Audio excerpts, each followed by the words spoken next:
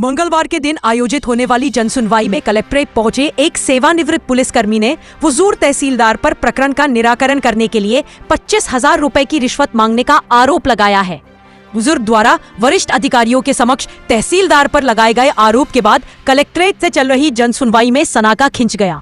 मामले के संबंध में जानकारी देते हुए सेवानिवृत्त पुलिसकर्मी रामलाल श्रीवास्तव निवासी मझगव्वा पटवारी हल्का टिकुरी ने बताया कि एक जमीन के सीमांकन के लिए उनके द्वारा तहसील कार्यालय में आवेदन दिया गया था, जिसके बाद मौके पर पहुंचे आरआई और पटवारी ने भूमि की गलत नाप की और जब उनके द्वारा गलत नाप करने पर सवाल उठाए गए तो तहसील कार्यालय में उनसे 25,000 रुपए की मांग की गई। जब उन्होंने मांगी गई रिश्वत का भुगतान नहीं किया तो उनके प्रकरण को वहां से खारिज कर दिया गया। वहीं इस पूरे मामले को लेकर हुजूर तहसीलदार शिवशंकर शुक्ला का कहना है कि सेवानिवृत्त पुलिसकर्मी आदतन शिकायत करता है, जिसने उनसे पूर्व के तहसीलदार वर्तमान एसडीएम सहित कई राजस्व अधिकारियों पर इस तरह के आरोप लगाए हैं।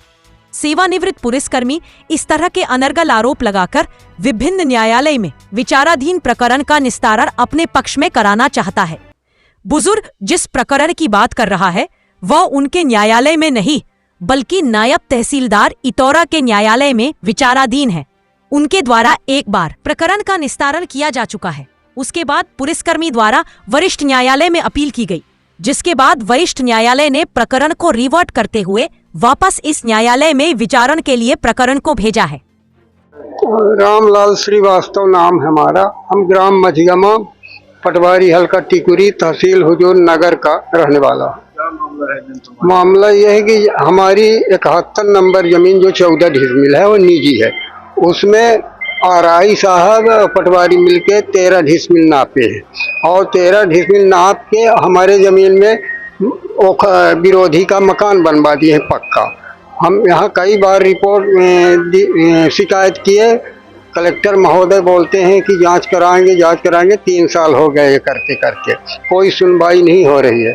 शिवशंकर शुक्ला जो हैं यहाँ के तहसीलदार साहब, उनके यहाँ फाइल हम लगाए, 250 की कार्रवाई किए। 25,000 रुपये हमसे रिश्वत मांगी गई, नहीं दिए तो हमारे फाइल खारिज कर दिए।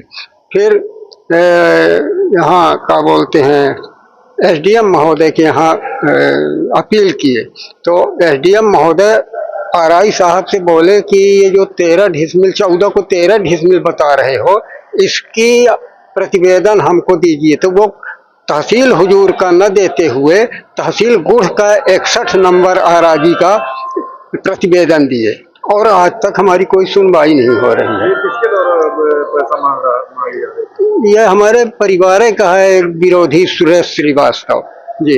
पैसा कौन मांग रहा था? तहसीलदार साहब मांग रहे, शिवशंकर शुक्ला जो वर्तमान में अभी तहसीलदार हैं। 25,000 मांग रहे थे। आपने क्या लिखा है इसमें लेटर में? हाँ नहीं, हमारा 7 दिन के अंदर सुनवाई की जाए। 7 दिन के अंदर हमारा सुनवाई करें, हम मर जाएंगे। हाँ, हमारे उतने जमीन है 14 डिसमिल जी। कहाँ के रहने वाले हैं? हम ग्राम मझगव्वा पटवारी हल्का टिकुरी तहसील हुजूर नगर के रहने वाले हैं। यहाँ से 8 किलोमीटर पड़ता है। अभी मिले हैं आपको? जी मिले हैं अपर कलेक्टर महोदय से। क्या बोली कि हम SLR से जांच कराएंगे जी। जब हमारी कोई सुनवाई नहीं होगी तो हम ट्रेन से कट जाएंगे। कमलापति जो ट्रेन चलती है भोपाल के लिए, उसी 8:05 वहीं पे हम जान दे देंगे कट के, अगर सुनवाई नहीं हुई थी। कितने दिन से आप आ रहे हैं? हम आज 2.5-3 साल से परेशान हैं इसी जमीन के पीछे। कोई सुनता नहीं है। एसडीएम महोदय आदेश कर दें, परंतु उस आदेश के तहत भी कोई कार्रवाई नहीं कर रहे जी।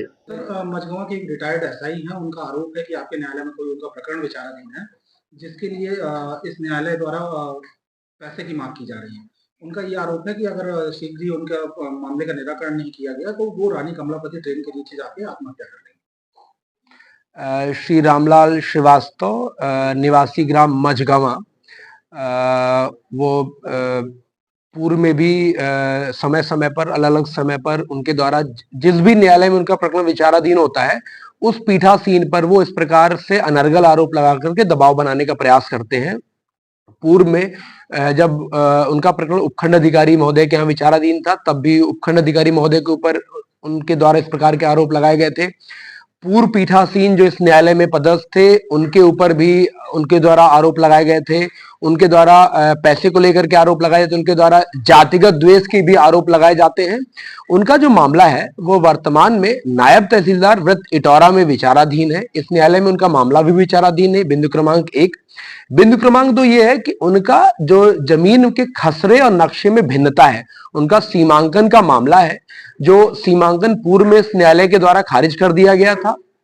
उसकी उन्होंने वरिष्ठ न्यायालय में अपील की। वरिष्ठ न्यायालय ने प्रकरण को रिवर्ट किया है मूलतः नायब तहसीलदार वृत्त इटौरा की तरफ कि इनके प्रकरण में पुनः सुनवाई करें।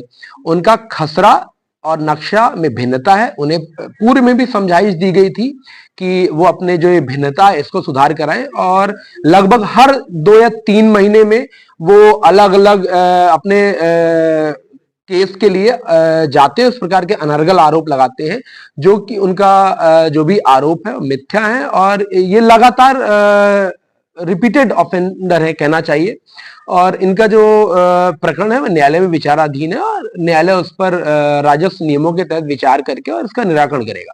सर, लगातार अगर ये इस तरह के जैसा आप बता रहे हैं आरोप लगा रहे हैं, तो इसमें न्यायालय स्वतः संज्ञान लेते हुए इनके विरुद्ध कोई कार्रवाई क्यों नहीं करता?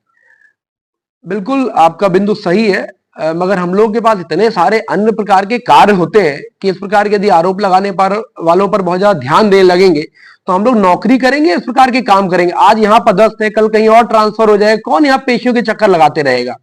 इसलिए बिल्कुल आपने सही कहा, और ऐसे लोगों के विरुद्ध जो है तो मानहानि का दावा भी करना चाहिए। पूर्व में भी ये प्रत्येक पीठासीन अधिकारी पर इस प्रकार के आरोप लगाते हैं, लेकिन इस बार अच्छी बात यह है कि इनका प्रकरण कहीं और पर विचाराधीन है।